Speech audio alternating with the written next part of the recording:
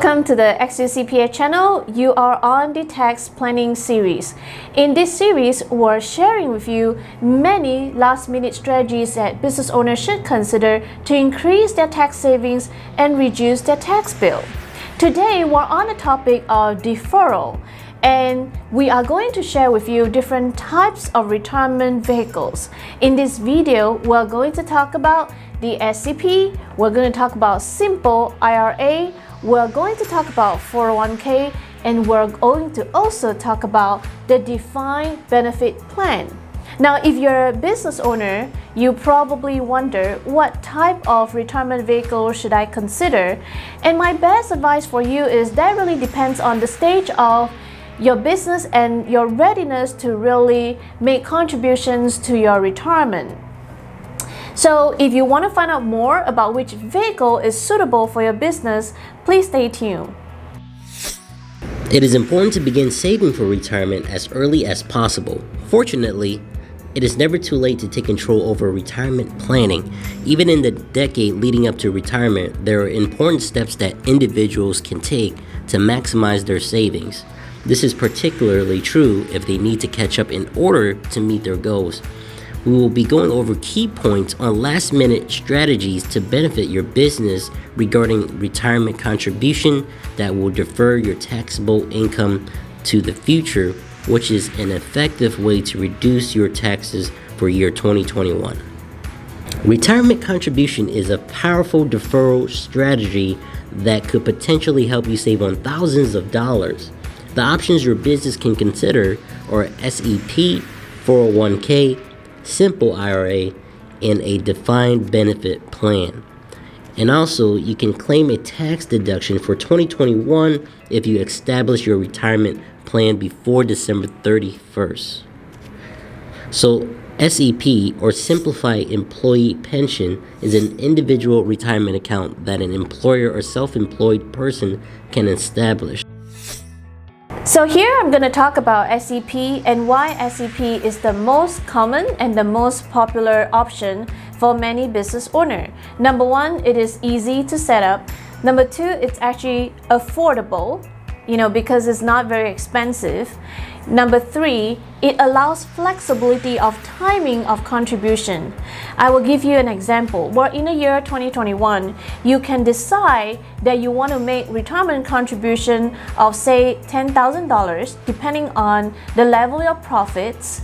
You can decide to take the deduction, but you don't have to fund your retirement until next year. And typically, if you are a single member LLC or if you're a sole proprietor, you have all the way till April 15 when you file your tax return to actually fund your contribution or your retirement account. On the other hand, if you file an extension, then you have even longer time period to fund your contribution. So if you're a single member LLC, then you will have all the way up to October the 15th. Now, if you're S corporation shareholder and if you're S corporation owner, then you will have up to March 15 to fund your contribution if you have SEP account.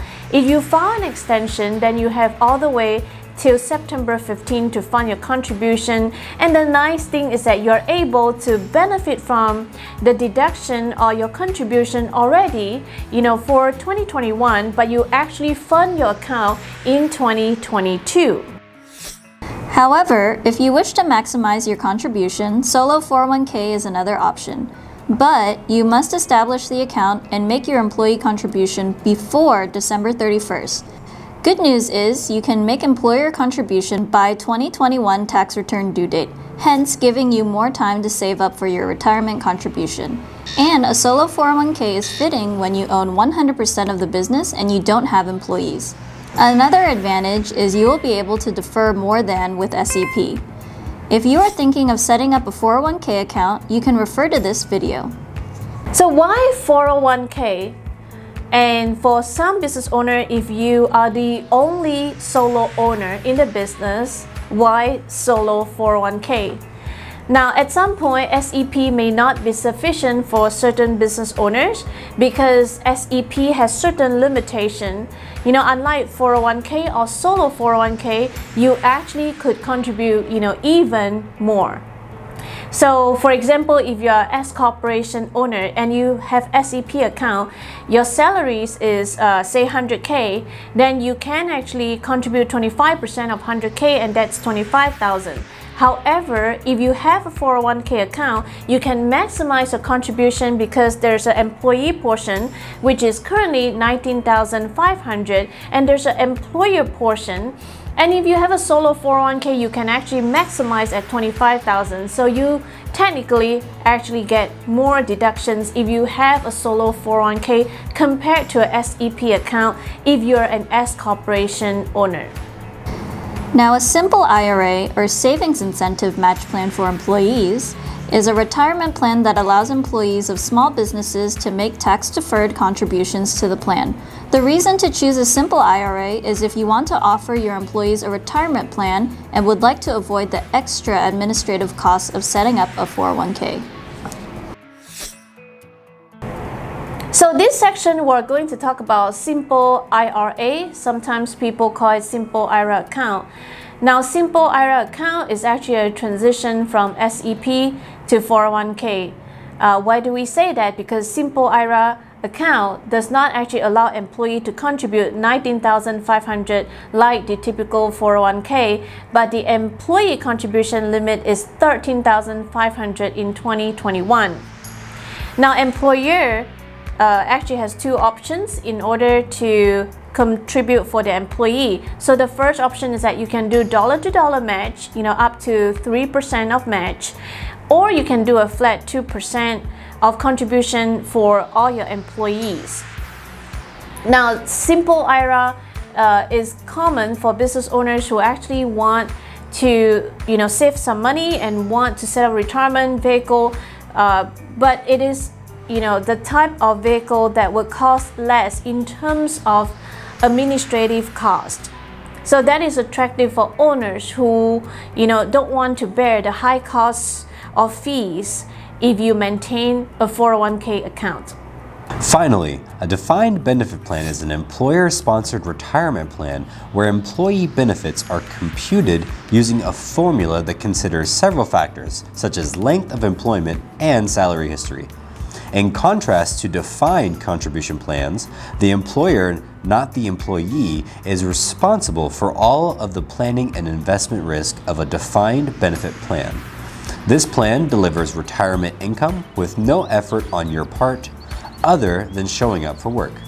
And that payment lasts throughout retirement, which makes budgeting for retirement a whole lot easier. The other advantage is tax credits, which is a dollar-for-dollar reduction of the income tax you owe. You are eligible for tax credits if you have a retirement plan that covers you and your employees. You also receive tax credits by enabling automatic contribution. We hope you have a better understanding of retirement contributions and which plan best suits your business to ultimately help you save money. There is a lot to factor in, whether it be with SEP, SOLO, 401k, simple IRA, and defined contribution plan. And through this video, we hope to have explained all the details and the reason to choose each option.